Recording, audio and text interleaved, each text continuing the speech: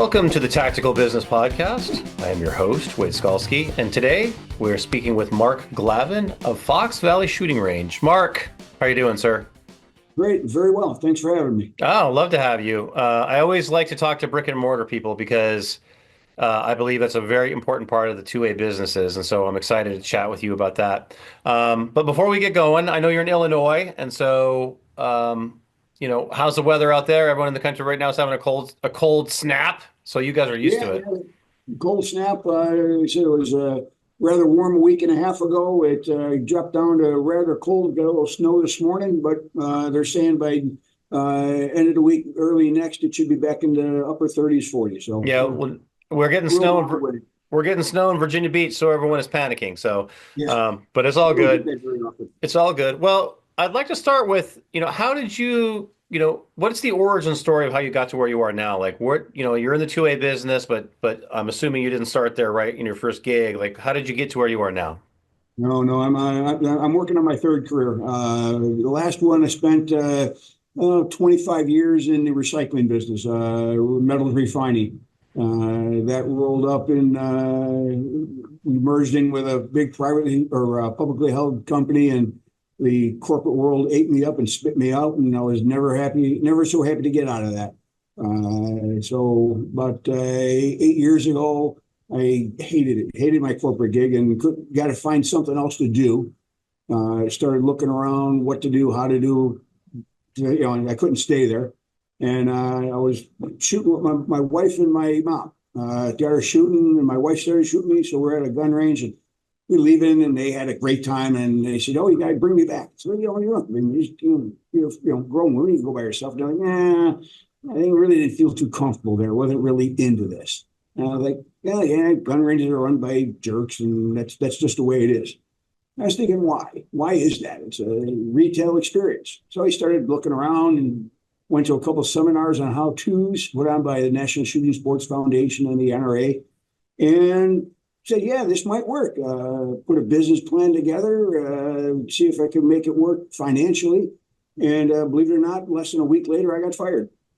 I think, okay, let's start walking down the road, talk to my wife, and got the buy-in from her, and she said she'd work with me, and we started down the road, and one step after another, and it took about a year and a half to find the building, get the build out, get the permitting, and get everything running before we're up and running. But it's been fun now.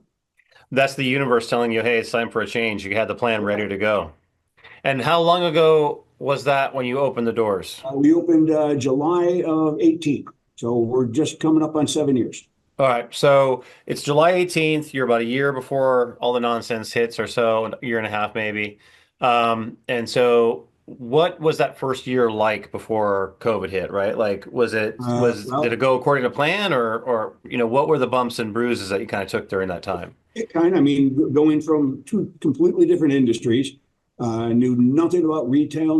I mean, I've had guns. My father took me hunting, so I've been around guns my whole life, but not on a business basis.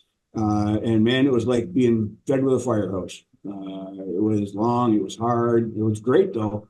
But a lot of ups and downs. I didn't, what do you stock the shelves with? We got about 5,000 square foot of retail showroom. And what do I buy? We went on a freaking $800,000 buying spree, just buying, so we didn't, then we end up with a lot of stuff that done. So like, I didn't realize we're in Illinois. You can't hunt with anything other than a shotgun. Okay. I didn't even think about that. And I had probably 40 bolt action rifles, hunting rifles on the wall. You can't use them. You can't hunt with them. So, figuring out the inventory was a big hurdle. What do people want? What don't they want? And getting the store properly stocked. One theme of the show that I find is that geography does actually make a big difference in terms of for the firearms industry. So one of those instances, what you're talking about is, what kind of guns in that area do people use? The other one is, so where are you in Illinois and how did that impact you? Are you in like a city area? Are there's competition there? Like how does your actual geographic location impact you? Yeah, there's well, actually, when we opened up, there was one range store in the area.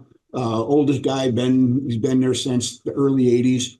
And there's a couple others further east towards Chicago. So geographically, we're about anywhere from an hour to four, depending on what's happening in Chicago, straight west of the city. So it's a decent area, a bit of rural. There is some, Elgin is a pretty diverse town. It's the town we're in. But it's a nice area now. But since we've opened, two other ranges has opened up within 20, 30 minutes from us. Hmm. One of them is a big national chain, has USA in the name. We won't go any further than that. But they moved in maybe a year and a half after we opened. But I believe our business really hasn't changed much. I mean, obviously the first couple of years we're hemorrhaging cash at a dizzy pace, but fortunately our name got out there. People knew who we were, and that's changed. So talk me through your facility a little bit. Is it so you got the range and you have the big retail. I mean, how is it? Did you just build everything out right away? What was that process like for you guys deciding, okay, we found this place. How did you settle on that place?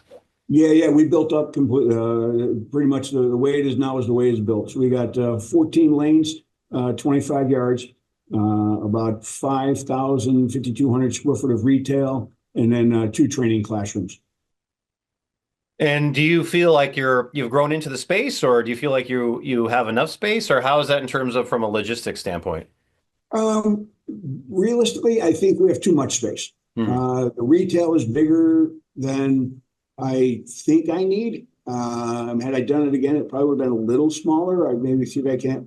I mean, move a couple of more shooting lanes in, just because it's 5,000 square feet and you got to stock 5,000 square feet. That's a an inventory number.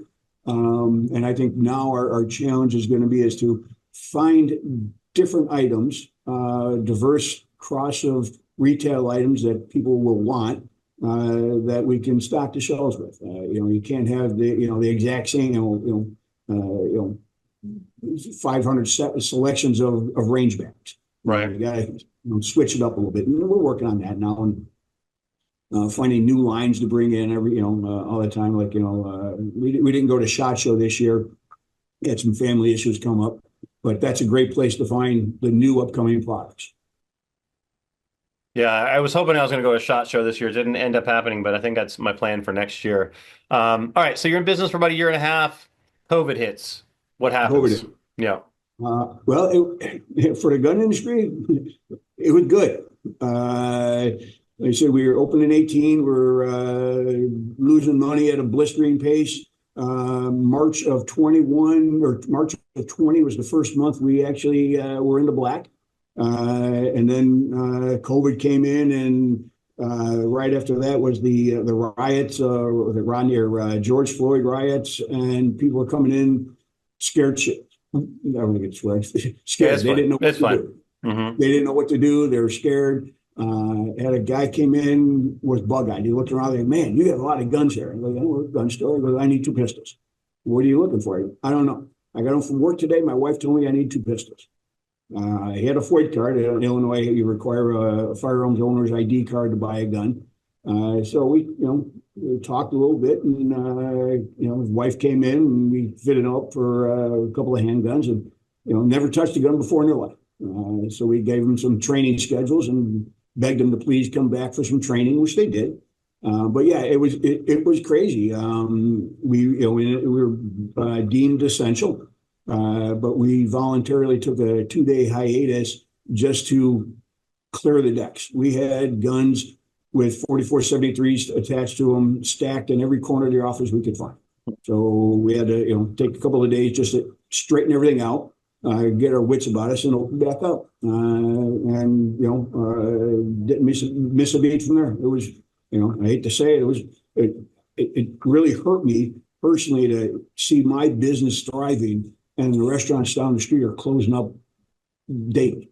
And really, I felt bad for them. I mean, you got a lawful business that the government's telling you can't stay open. So Were people still coming in and using the range, or were they still kind of like scared to come in?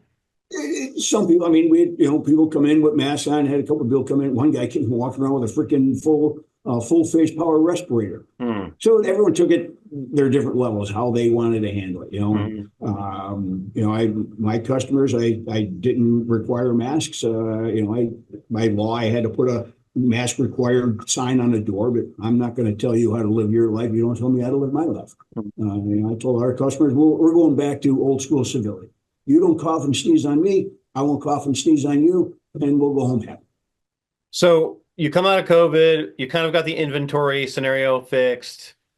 What do you feel was a couple of the reasons why that your business started to do well? Like what were you focusing on that you were seeing returns on? The attitude. I told all of the team members here, if you're having a bad day and you're just not in a good mood, call me up, say, I'm not going to be any good to you today because I'm just going to be in a pissed off mood. I'm not coming to work. All my guys here, guys and gals, are happy, friendly, courteous. And that I think in the area or in the industry, that needs to happen. And I've seen a lot of the gun stores that opened up in the last 5 to 10 years. They're getting better. The old school ones are still the old school where there's a grouchy guy chewing on a cigar sitting at the end of at the gun counter, and that's the attitude of all the employees.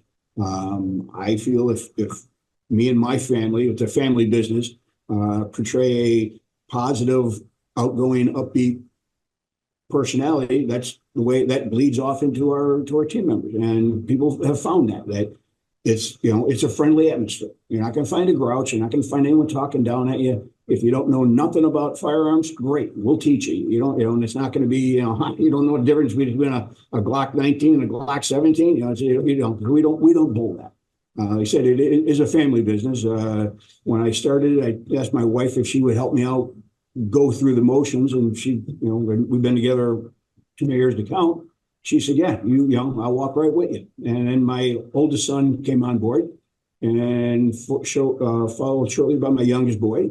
And then my oldest son got married, and his daughter-in-law came with us. So it's a full family here, and I think that rubs off to our customers. They're happy to come in and see the whole family here. That is one through line for almost every successful firearms business is customer service, right? Like that is the number one thing that people that I talk to focus on, because for whatever reason, it's not as prevalent in the industry as you think it would be.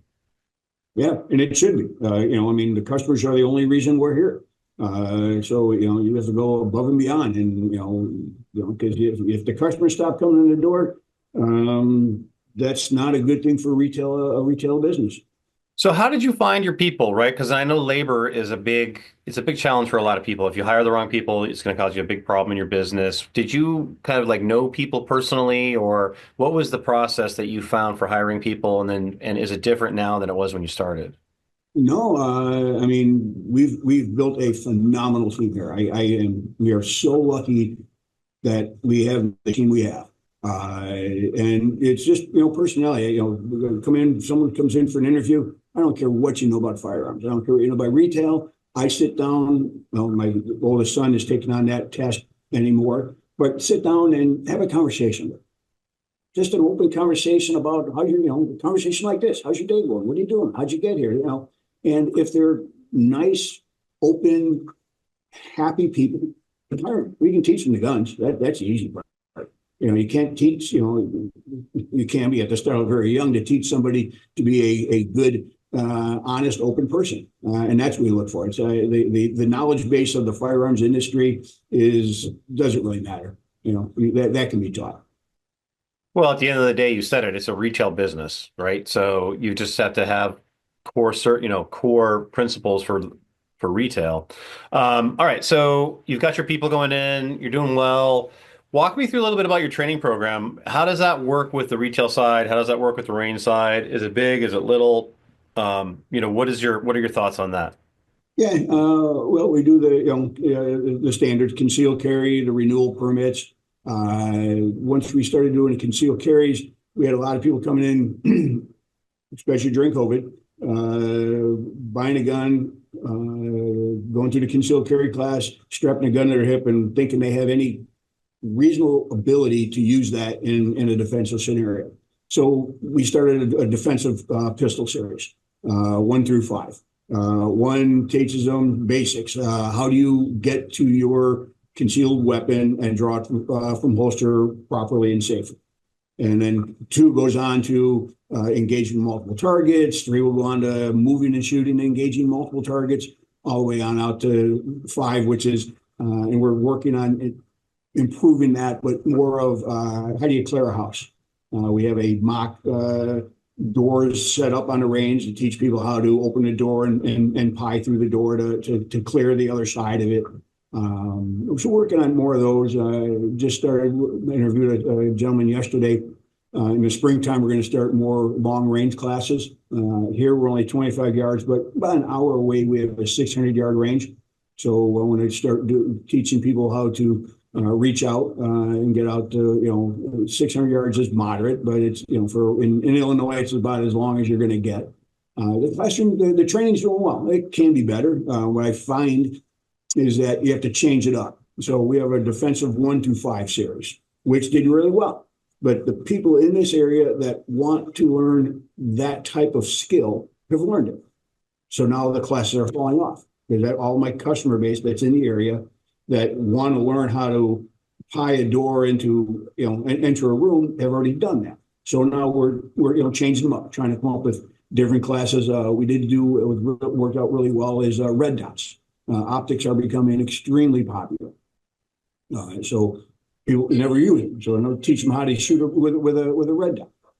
Yeah, that's an interesting problem. I never really thought about that, that as you kind of go up the ladder on the training side, that's a core group of people that they're gonna once they learn it, they've learned it, right? It's not that it is like a consumable. It's not like ammunition where it just gets used, you need to go get some more.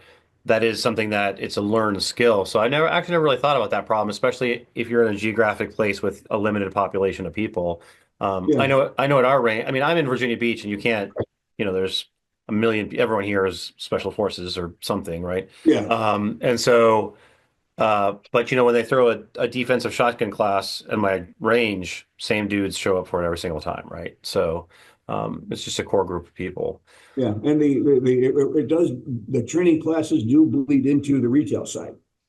People come in like the optics, red dot classes. Mhm. I am a firm believer in red dots. I'm on the other side of 50. My eyes are failing, and I don't carry a gun that does not have a red dot on it because it is such a game changer. And guys come in my age-ish, we use iron sights. That's all they ever shot. And I say, we have rental guns. We have, a half a dozen guns on a rental counter that have red dots. Try it. They come in, love it. But it's kind of hard, acquiring a target. That's up to, time, take the class. So they come in, take the class, and it's a game changer. Come off. If their pistol's optic ready, they buy a red dot. If their pistol's not optic ready, I buy their used gun and sell them a new gun with a red dot. So the training classes do bleed into the retail side. We recently started a first aid class.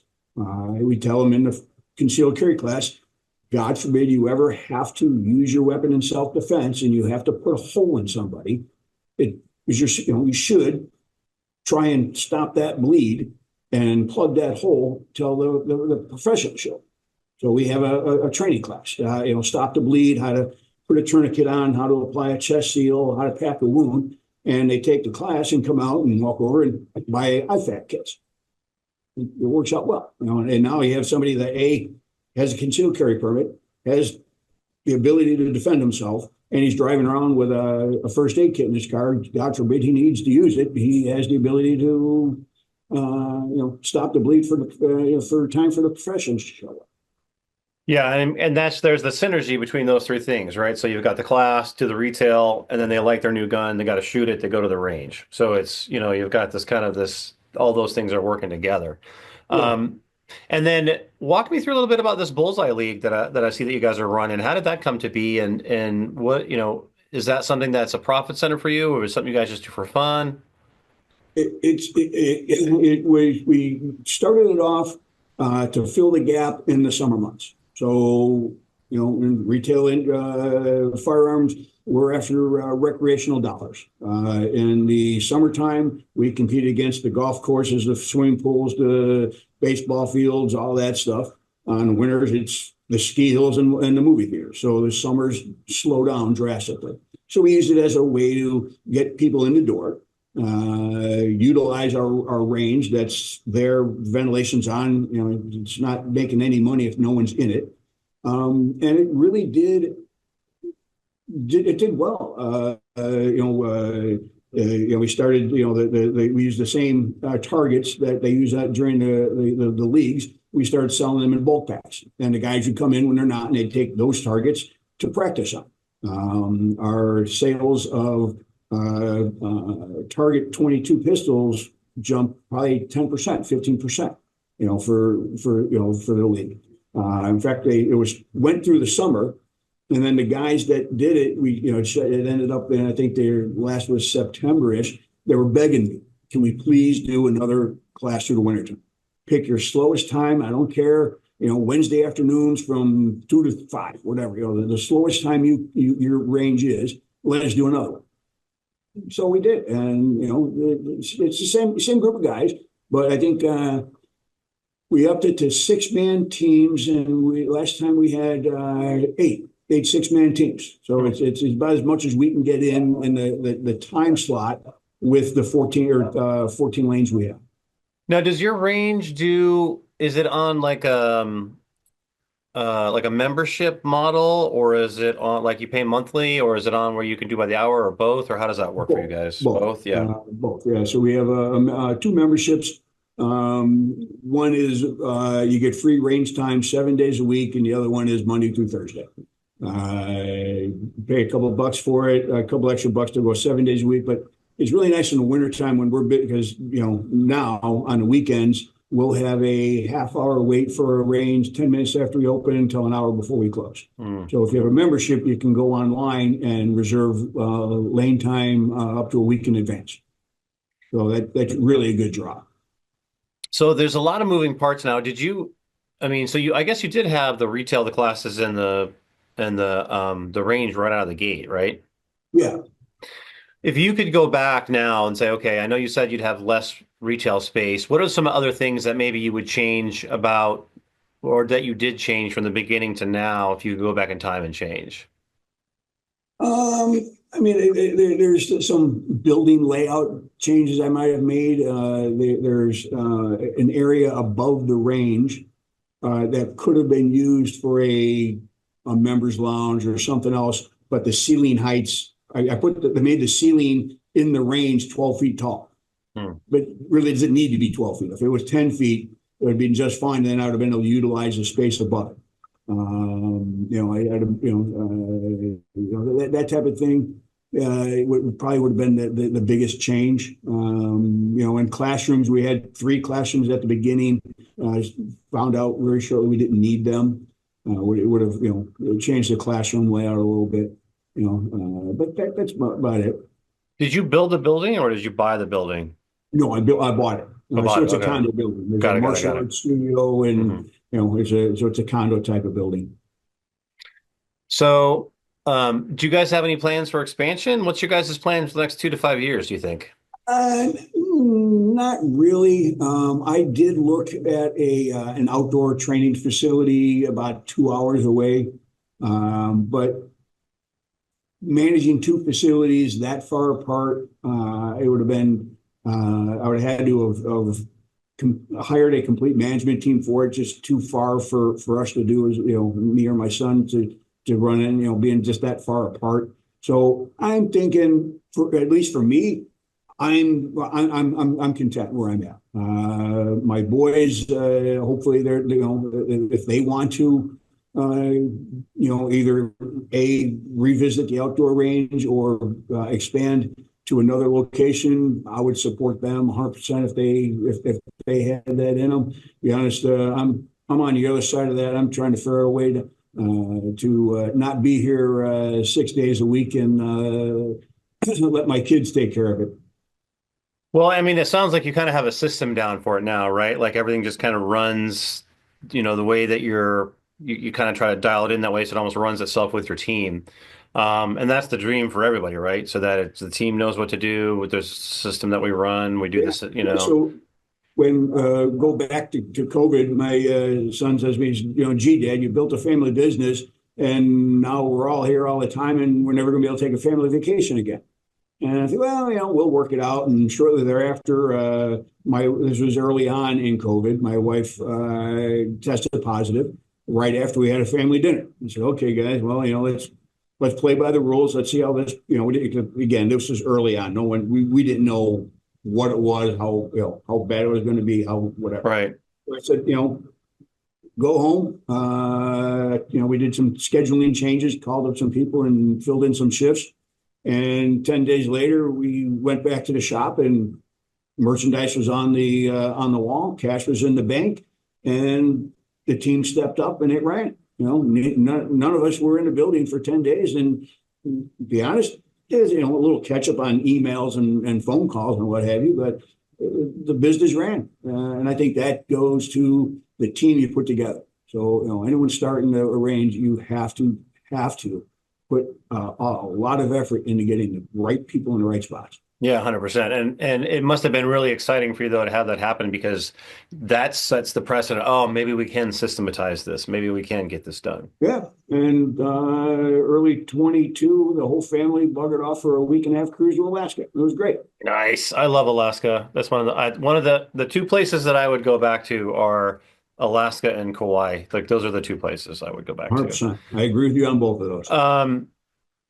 Okay, so what are some of the trends that you've seen change from the time when you opened to now? Is it pretty similar and I know where you live, you guys are so highly regulated where you live and you had the laws change so drastically since Yeah. So 2018. right after we opened up, they introduced the Illinois Gun Dealer Licensing Act.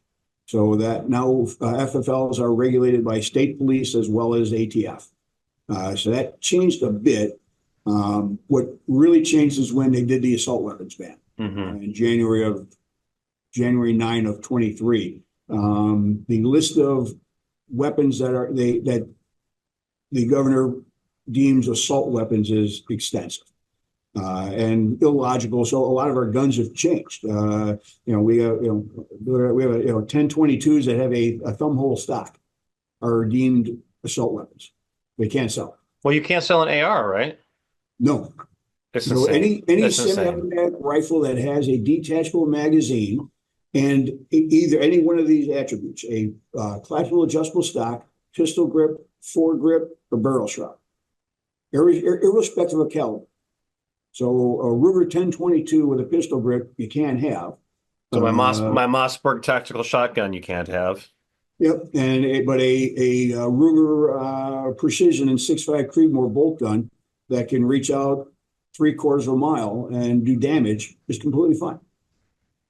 So the types of guns that we're selling are changing just because I can't sell it. Right. So the demand for a new firearm, guy wants to buy a new gun. Okay, I can't buy an AR, but okay, we'll switch over to a pump gun. There's some companies out there actually making a pump action AR-15,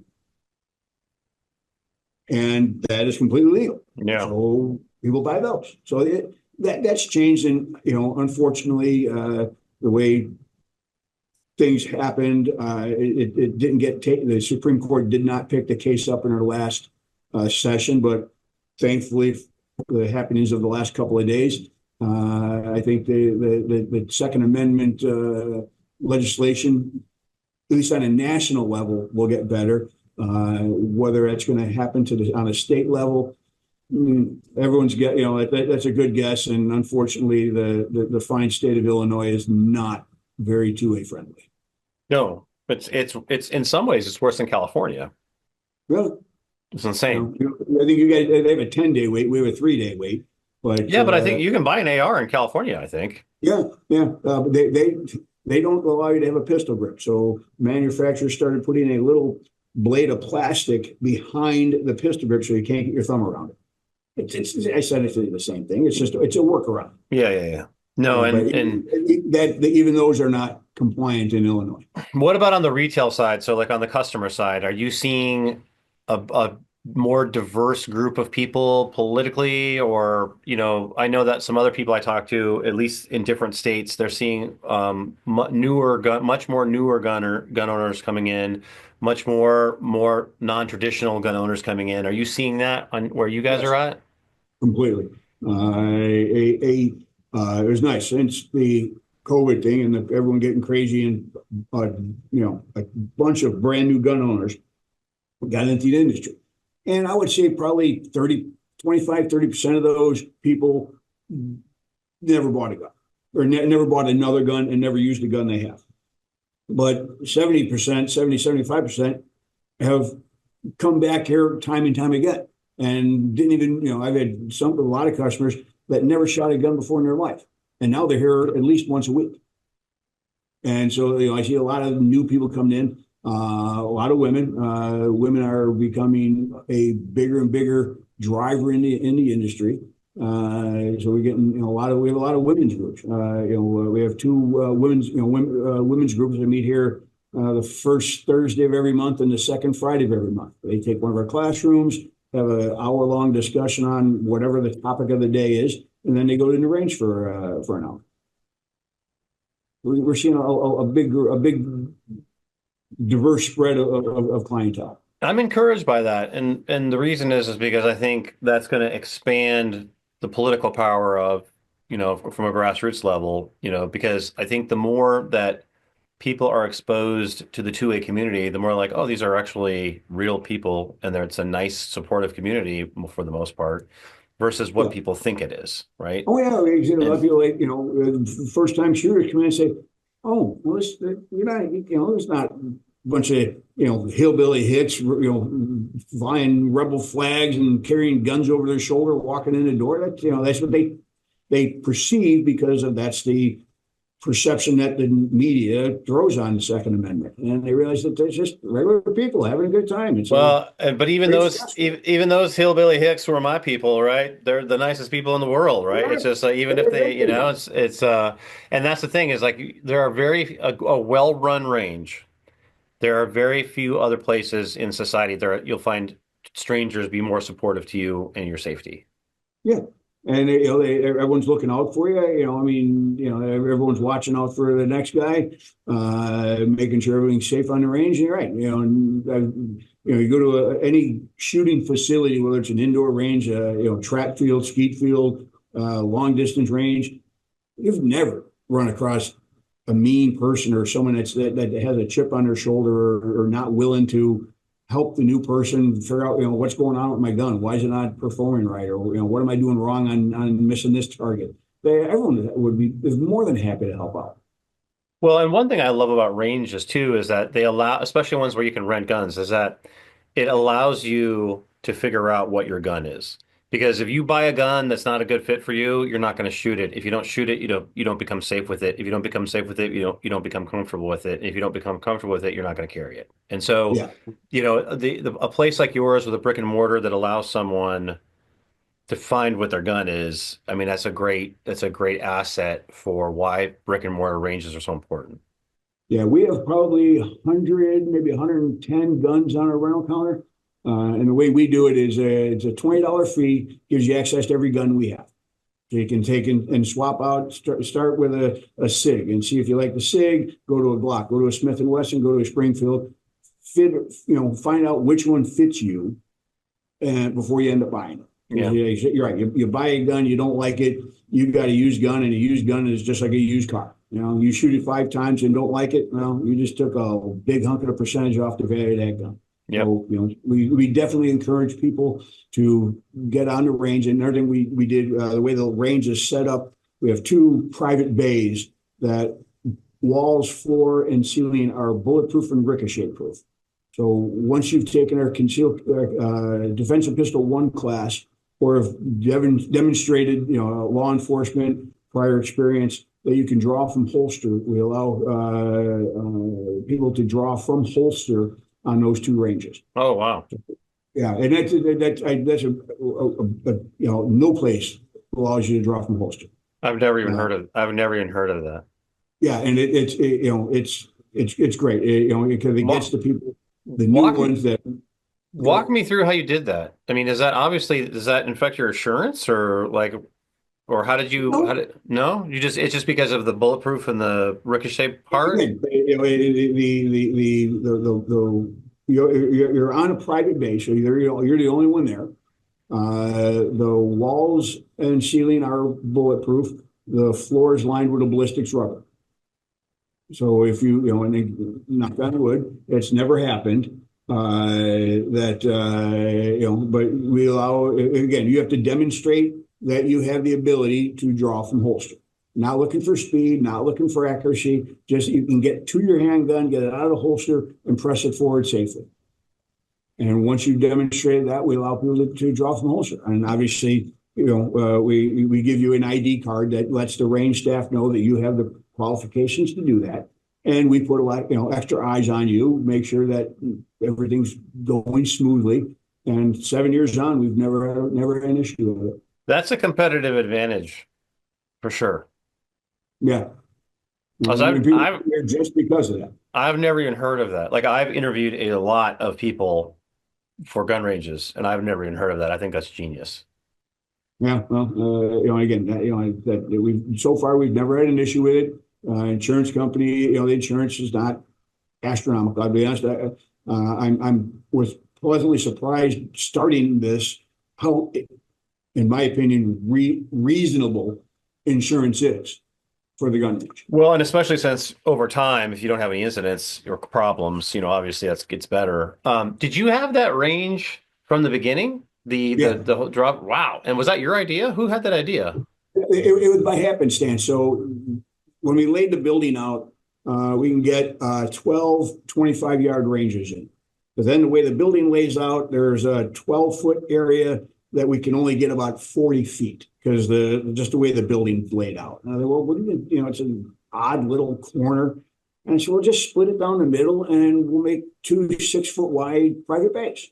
Put a couple of doors in there, built a dividing wall between the two ranges out a bit. And then going through it, I was, putting the ballistic walls together. And I said, well, maybe, I looked around and we found a ballistics rubber. They typically use them for shoot houses. And it's like 2.5 inches thick, and they put it on the wall. And every X round, you got to replace these panels. Well, they're in the floor, so I don't believe they've ever been hit. And we line the floor with those wall to wall from door past the shooting bench, and allow people to shoot. I will say that the benches have taken a round or two that I really wish had, but it's kind of weird that we built a facility designed to be shot and shot in. How much it gets shot? The carriers. We're constantly repairing the target carriers because they get shot. And but I guess it's designed to get shot. It shouldn't be shot on a regular basis, but the target carriers sometimes do bear the brunt of poor marksmanship. Well, there's two things that I try not to do is have aircraft mechanics tell me about, this aircraft mechanic stories, and I try not to look around in a public range at the ceiling or in the doors. I try not to look too much there because um, you don't want to peek into the kitchen too often. you don't want to know how the sausage is made all the time. Awesome. So I guess if I came to you and I said, "Hey, I'm thinking about opening a range," what are, a couple tips that you would give me if I was like a brand new person? You say, "Okay, well, make sure you think this through." Yeah, I think one thing I think helped me out was get to know your demographics. Who's your competition? How many people do you have within a 30-minute drive of you of your location? So if you put it, originally I wanted to put an outdoor facility with ranges out to 400 yards and trap and skeet fields, but I found out to find the space to do that, I'm an hour from anybody, and no one's going to drive an hour to go to your range. So I'd say demographics, zoning. Find a city that has a workable zoning. I did find out that most towns and villages that don't have a gun range their building code and their ordinances are moot on that point. They don't say you can't have them. They don't say you can have them. So look around and find out where the zoning might be a little easier to get approved. That was a hurdle, and then find the building. The biggest problem with indoor gun ranges and existing buildings is you need a warehouse with a lot of parking. And that's the biggest problem, because you need a big building with, to put the ranges in. But most big warehouse buildings have zero parking. So Yeah, my range has it's funny where it's located and how much parking it has. Like I don't know what it was before, but they have yeah, that's really really good advice. Well, listen, I've really and enjoyed. Go ahead. one more point: get it as close to population as you can. Yeah, yeah, Yeah, because we have a residential community 150 feet off the back wall of the range. yeah, you want to decrease friction, right? So the least amount of friction in your business you can have. So you want high population density, good facility, and the right Yep. demographics. I think that's a Yep. really smart starting point. Well, listen, I've really enjoyed talking to you today. I'd love to have you come back on the show. How do people find you? Give me the website again. Are you guys on social? Yep. So website is foxvalleysr.com. Questions, comments, email is info at foxvalleysr.com. We are on Facebook modestly. They get a little ticky sometimes, and we've been taken off a couple of times. We do have an Instagram. It's fox_valley_shooting_range. And then we're working on getting onto Twitter/X. Yes, That's the Twitter. newest place to That's be. I'm very pro Twitter. I tell all I write in the industry. I tell all my clients get on Twitter. It's the only place you're going to be safe on. Although the winds have changed, maybe are changing a little bit, but you'll always be good on gun Twitter. So Yeah, gun I don't Twitter is understand it strong. with Facebook. They're okay with the reels. You can put videos up of guns all the time. But you Hmm. put in a post on Facebook that you're having a sale on Glocks Wednesday through Friday, they'll yank that down in a heartbeat. Yeah. Yeah. Well, Twitter, they brought back the actual gun emoji, right? So like on Twitter, you can Oh, do it. really? Yeah, you don't have the fake gun pistol anymore. You can actually do the gun emoji. They brought it back. I'll have to look So into that. so yeah, Twitter is a great place. So Okay. I know a lot of people on there. So all right, man. Well, listen, I really enjoyed talking to you, and just have a great rest of your day. I'd love to have you back on the show in a couple of months, and stay on after I stop the recording. Okay. Well, let me know. Have a good day. Thank you very much. All right. Thanks again.